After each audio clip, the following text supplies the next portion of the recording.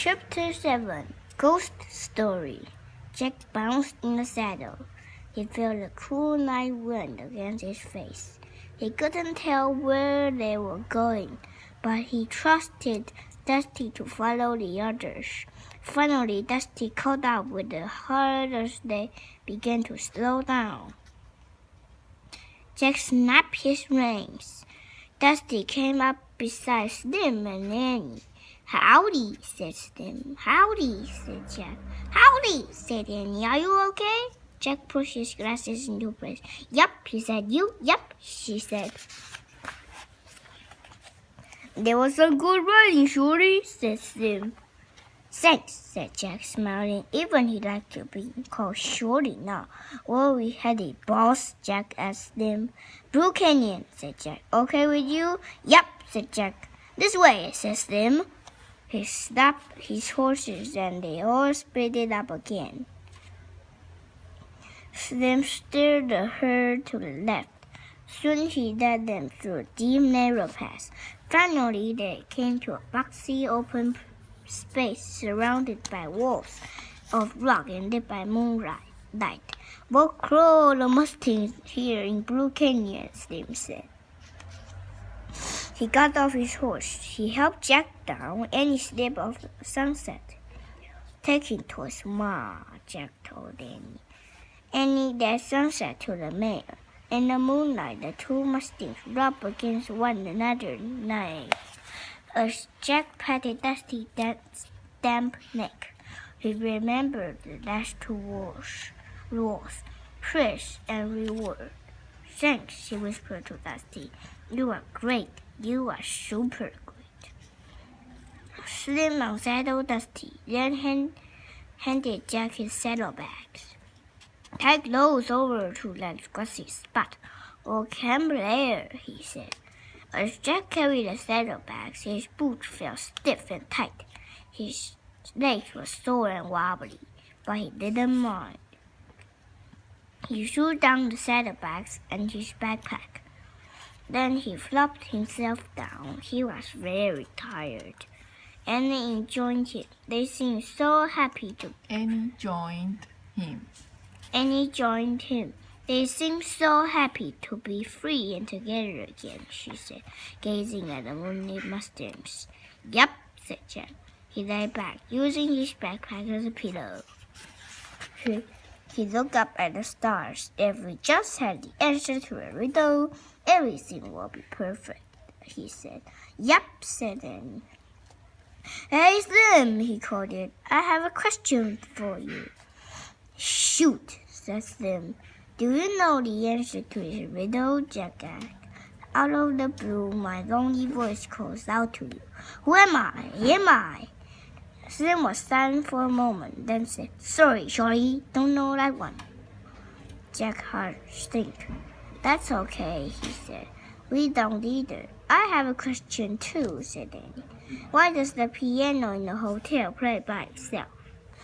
"I do know the answer to that one," said Slim. "What is it?" said Annie. "It's Lonesome Luke," said Slim. "He is a ghost of a cowboy who wanders the prairie." Jack said straight up, I saw him, he said. "I just remember he scared rustlers. If he hadn't come, I never would have gotten away." "Oh, yeah," Slim chuckled. "Well, lucky for us, Lonesome Luke sometimes likes to help folks out." Slim threw his saddle down next to Jack and Annie and said against it. "Years ago, Lonesome Luke had a gal who was just crazy about said Slim. He couldn't take the wild west, so he went back east. What happened then?" asked Jack. "Luke went local. Every night he'd show up at the hotel and play the piano. He played Red River Valley over and over.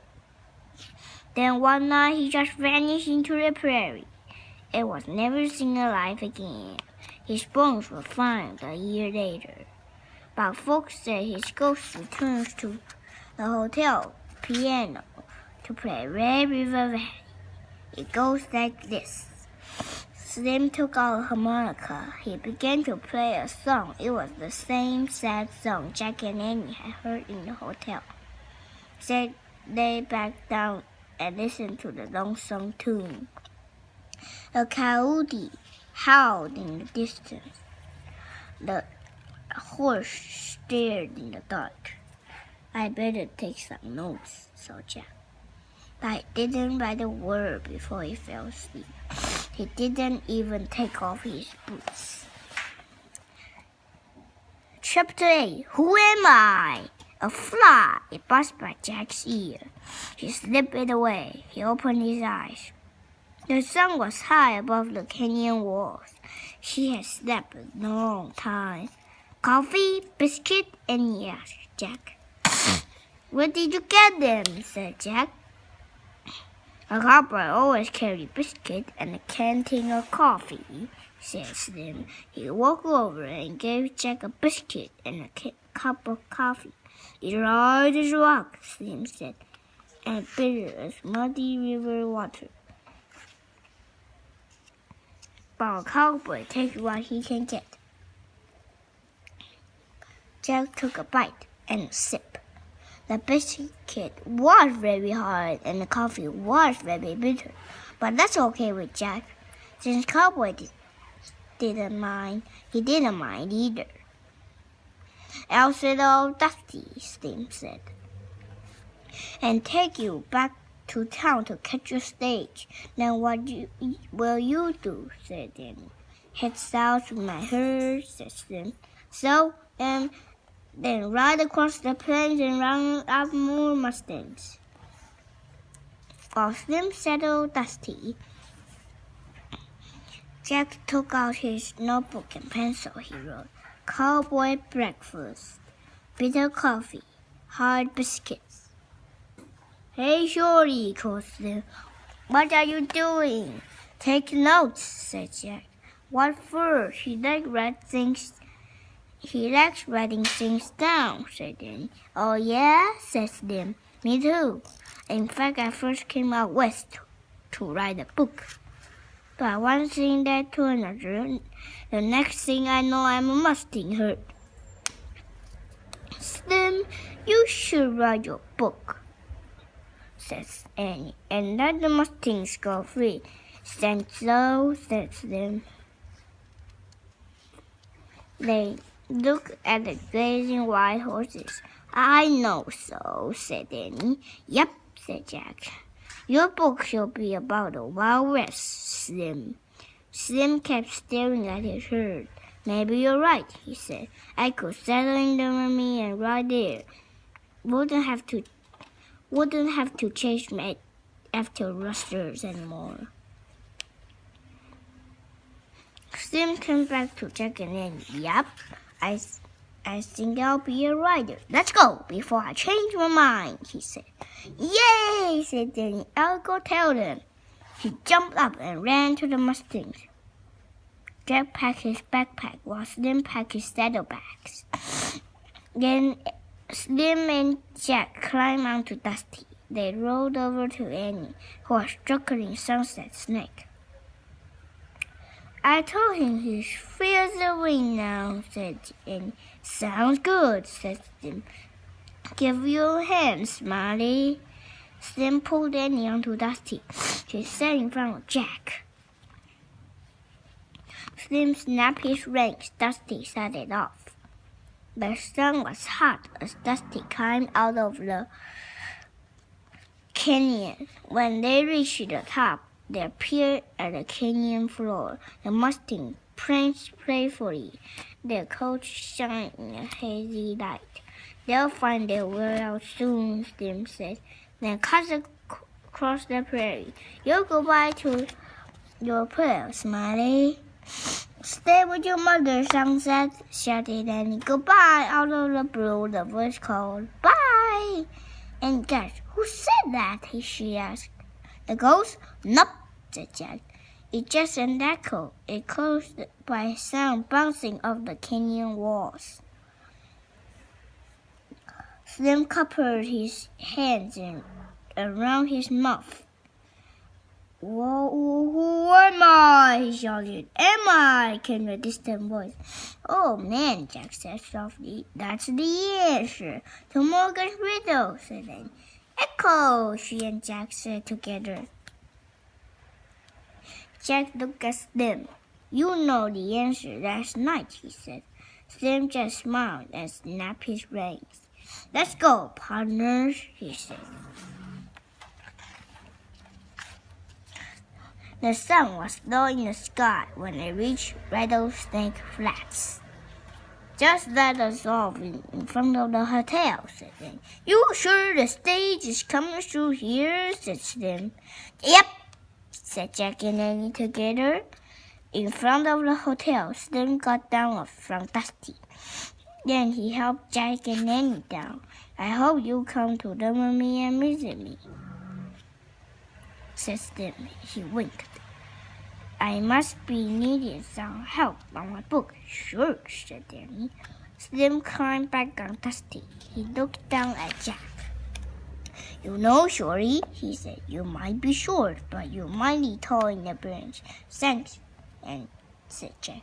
And Smiley, Slim said, your great quality is nothing to smile about.